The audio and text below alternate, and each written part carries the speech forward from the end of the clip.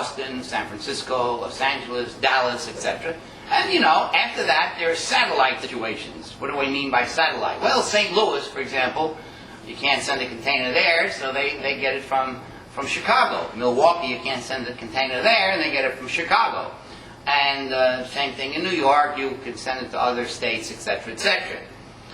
Well, with Fattoria Monsanto, we had 18 points that we sold the wine in the United States.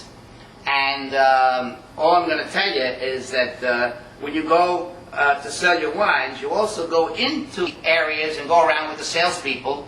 I had 3 importers, for example, in Chicago.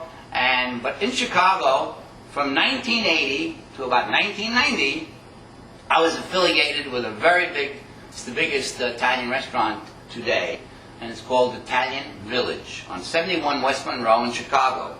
And it took me a year to try to convince the owners to change their ways in the way of wine.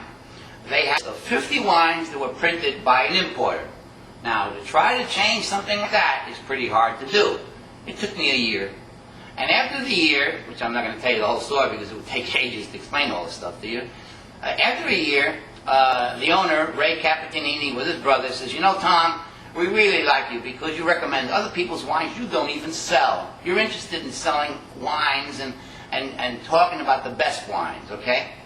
And let's make a list. Well, I'll never forget that because we went in about 3 or 4 years.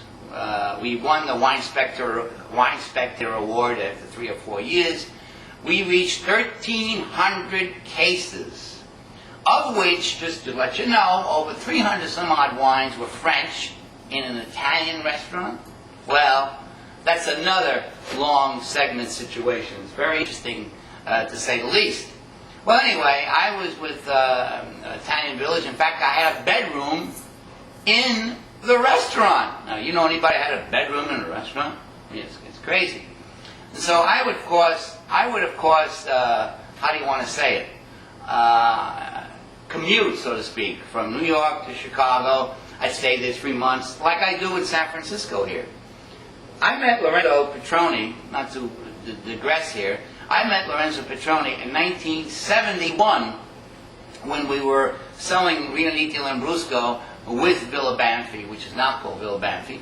And I went from New York to San Francisco, and I at the Holiday Inn hotel here off Columbus for 3 months at a time. I stayed at least 6 months. And I met Lorenzo Petroni in 1971, who was the owner of North Beach Restaurant.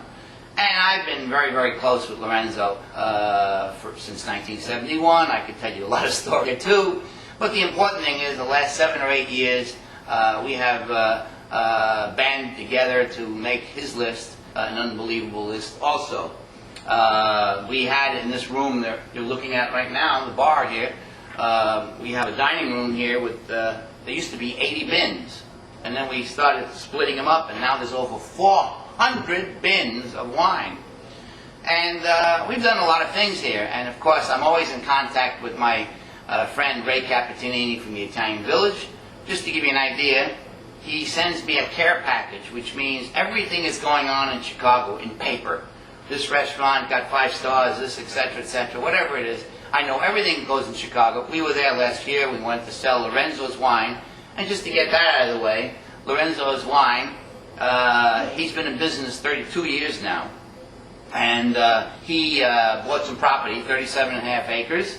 He cleared about 15 acres. 10 acres he planted in Sangiovese Grosso, otherwise known as Brunello, shall we say, Brunello di Sonoma. It's in Sonoma. And he also planted 2 acres of really, it's a very good wine. 1.5 acres per ton, 1.5 tons per acre, which means it's a very low yield, which means the wine is not cheap, it's expensive, but it's expensive to make. And he just released his 1998 vintage, the first vintage, and we're going to release the 99, and we went to Chicago. I've been selling the wine in New York for him, along with my wines, and as you can see, I can go on and on and on about this situation, and we're going to try to give you a segment about Riunite Lambrusco. And I'm going to change my hat, and I'm going to play the piano for you. I'm going to give you a couple fast lessons on piano playing, which, you know, when I was 13, it all started that way. I changed my hat again, and we'll have the ukulele, and we'll have some fun. And that's about it, folks. It's been nice talking to you, and bye-bye.